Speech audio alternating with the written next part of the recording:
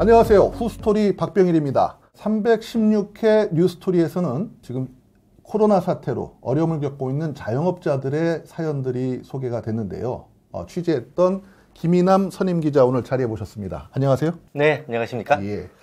실제로 자영업자들의 힘든 점, 네. 고통, 네. 애환 이런 걸 많이 들어봤는데 여러 군데 다니셨잖아요. 그 소상공인이나 자영업자들이 얼마나 힘들까 다들 얘기도 하고 또 예상은 충분히 했는데도 불구하고 네.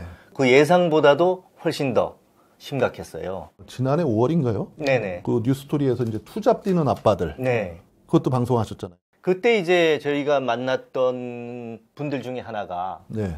그 김포 한강 신도시에서 미용실을 하는 진용수 씨라는 분이 있었어요. 미용실 원장님. 그분을 이번에 다시 또 취재한 네네. 겁니까? 전화를 해서 좀 만날 수 있겠냐 그랬더니 만날 수 있다. 9개월 만에 딱 봤는데 미용실 원장님이 거리에 음식 배달 오토바이를 몰고 있었던 거죠.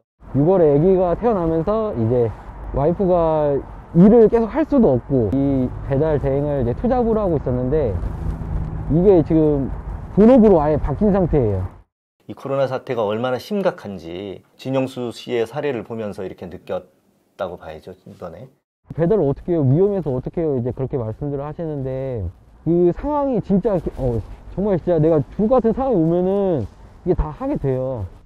음식 배달 일은 꽤 잘 된다고 해요. 그래서 한 달 현금으로 매일매일 이렇게 딱 들어오는데 월급으로 얘기하면 한 500만 원 가까이 된다고 그래요. 그럼 하루에 몇 시간씩 일하는 거예요? 그런데 이제 문제는 그거죠. 이게 아침 10시에 집을 나서가지고 하루에 첫 끼를 먹는 것이 이제 오후 3시. 오후 3시. 예, 그리고는 밤까지 계속 또 저녁 안 먹고 일을 하고 저녁 시간에는 또 배달 일을 해줘야 되니까. 네.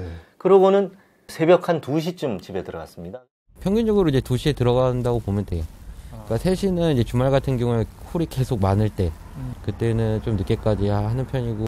요즘 택배 노동자들 과로사 많지 않습니까? 네. 이게 이제 경제 위기에 쫓긴 자영업자들이 한시적으로 해야 할 부업들이 이게 상시화되고 거기에 대한 또 이게 여러 가지 노동 여건이라든가 체제가 지원이 되지 않는다면 네.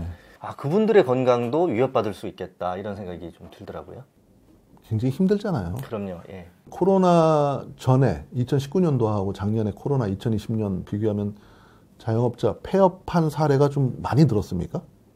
과거에 월 한 1,000만 원 벌었다면 지금 한 100만 원밖에 못 벌고 있어요. 그게 거의 통상적으로 그렇더라고요. 그러면은 이게 폐업이 잇따라야 되잖아요. 그죠? 그렇죠. 그런데 막상 공식적인 통계는 폐업이 예년에 비해서 최근 2년 전, 3년 전, 4년 전에 비해서는 작년 한 해의 폐업률이 좀 낮습니다. 되레.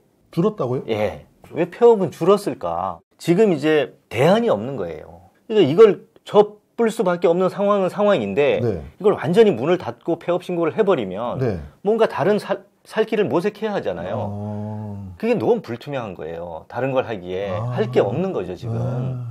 대안이 없는 경우는 폐업을 잘 못합니다. 권리금도 못 받죠. 그동안 내 직기비품이 다 사실은 고철덩어리가 돼버리잖아요. 좀 좋아질 때까지 기다려보자.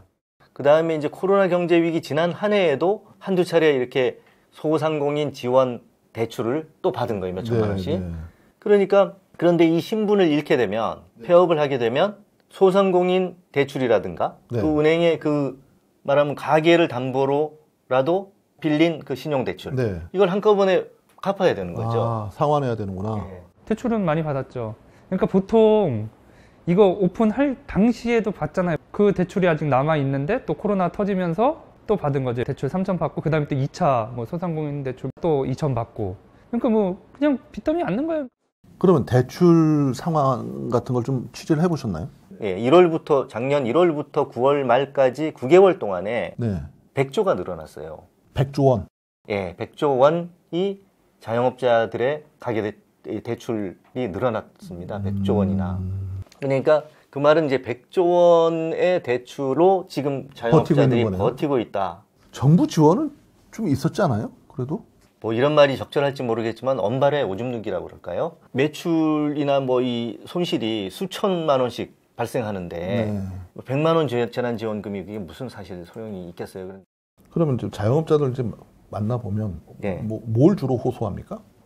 일단은 좀 더 업종별로 좀 세분화 시켜가지고 뭐 이렇게 거리두기 제한이라든가 네. 또 5인 이상 집합 금지 명령이라든가 네. 네. 이런 것들을 좀 업종마다 좀 직종마다 좀 더 이렇게 세분화해가지고 면밀하게 좀 고려해서 조치를 했으면 좋겠다. 네.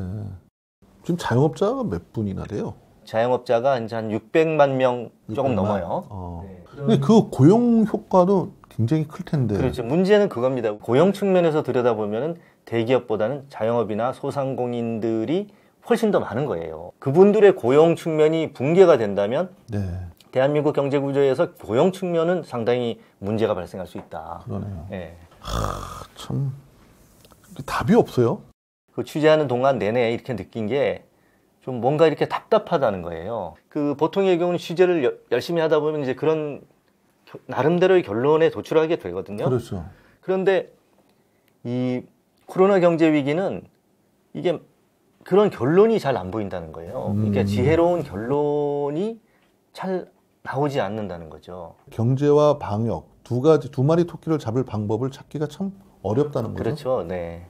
코로나 상황이 좀 더 나아져서 우리 자영업자들 그리고 소상공인들 조금이라도 좀 힘을 낼 수 있는 희망이라도 가질 수 있는 그런 때가 됐으면 좋겠습니다. 감사합니다.